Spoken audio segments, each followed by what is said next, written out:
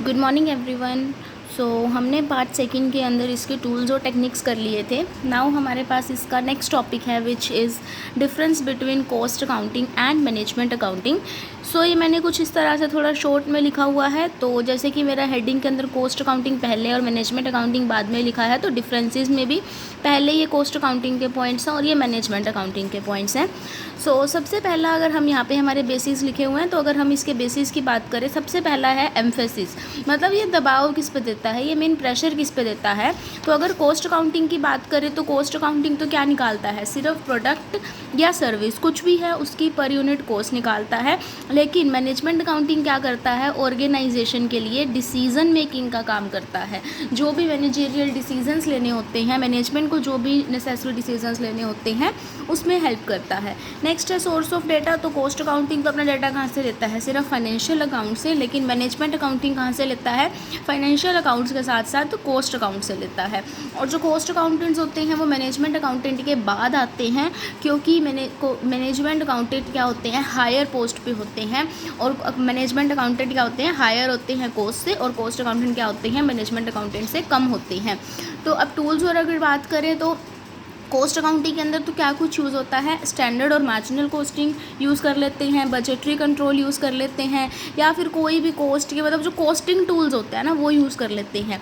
लेकिन इसके अंदर क्या होता है, ये टूल्स तो होते ही होते हैं मैनेजमेंट अकाउंटिंग के अंदर, इसके साथ साथ फंड फ्लो स्टेटमेंट भी होती है एंड कैश फ्लो स्टेटमेंट भी होती है।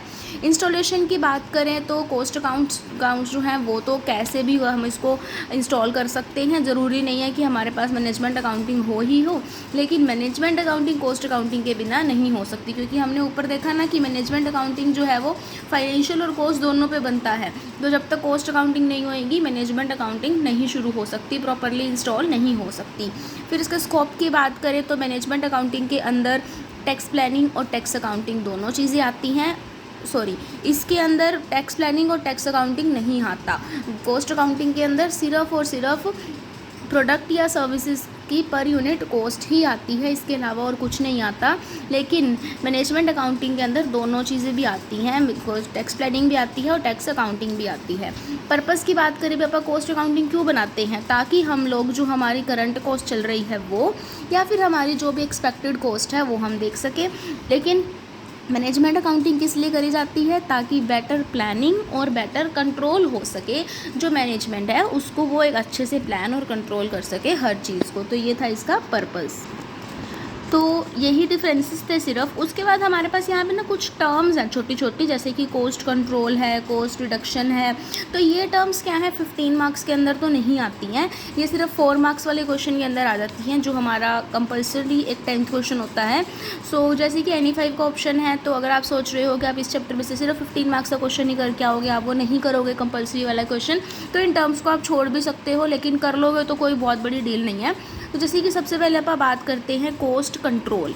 तो कॉस्ट कंट्रोल का मतलब क्या होता है, जब आप प्रोडक्ट को बना रहे हैं, प्रोड्यूस कर रहे हैं, या फिर किसी भी तरह का कोई जॉब, बैच या कॉन्ट्रैक्ट, मतलब किसी भी तरह की कोई भी कॉस्ट है, जब आप उस कॉस्ट को उसकी लिमिट तक मेंटेन करके रखते हैं, जैसे कि मतलब with in the prescribed limit, भी जो हमने ऑलरेडी उसके स्टैंडर्ड्स मेंटेन कर लिए हैं, लेट डाउन ऑलरेडी स्टैंडर्ड्स हैं, अगर हम उन स्टैंडर्ड्स तक अपनी कॉस्ट को मेंटेन करके रखते हैं, उसको बना के रखते हैं, तो उसको हम क्या बोलते हैं, कॉस्ट कंट्रोल। कॉस्ट किस किस चीज़ की हो सकती है, प्रोडक्ट को बनाने की कॉस्ट हो सकती है, जॉब कॉस्ट हो सकती है, बैच रिलेटेड कॉस्ट हो सकती है, कोई कॉन्ट्रैक्ट कर रहे हैं उसमें कितनी कॉस्ट इन्वॉल्व होएगी, कोई भी हम प्रोसेस फॉलो कर रहे हैं, कुछ भी काम कर रहे हैं, मतलब जो अपनी प्रिस्क्राइब लिमिट है ऑलरेडी जो अपन ने डिटरमाइन कर रखी है वहीं तक रहें, तो उसको अपन बोलते हैं कॉस्ट कंट्रोल।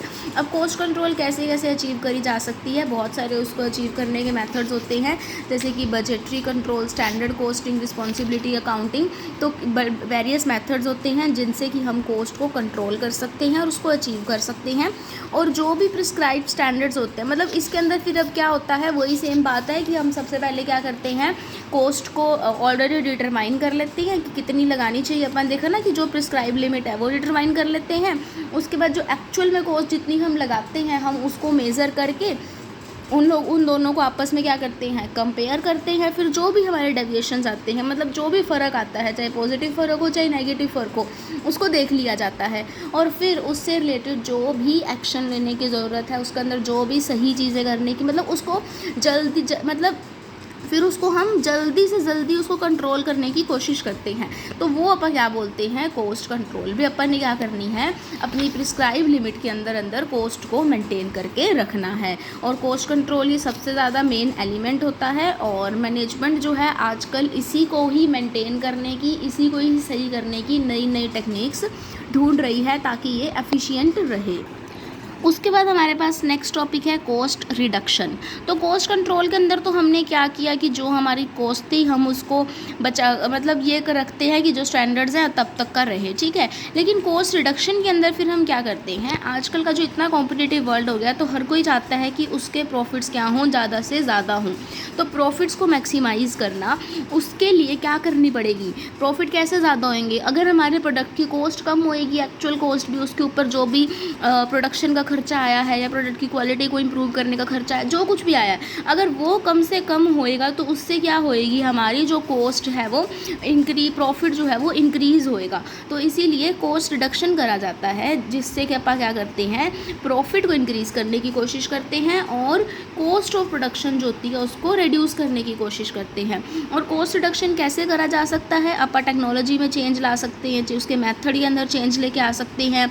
किसी भी तरीके से, मान लो कि अपन जो प्रोडक्ट बना रहे हैं या उसकी जो प्रोडक्शन कर रहे हैं उसके मेथड के अंदर चेंज ले आए, कोई टेक्नोलॉजी जो यूज़ कर रहे हैं वो चेंज कर दी, किसी भी तरीके से। मतलब ये सब तरीके हैं कि कैसे हम कॉस्ट रिडक्शन कर सकते हैं।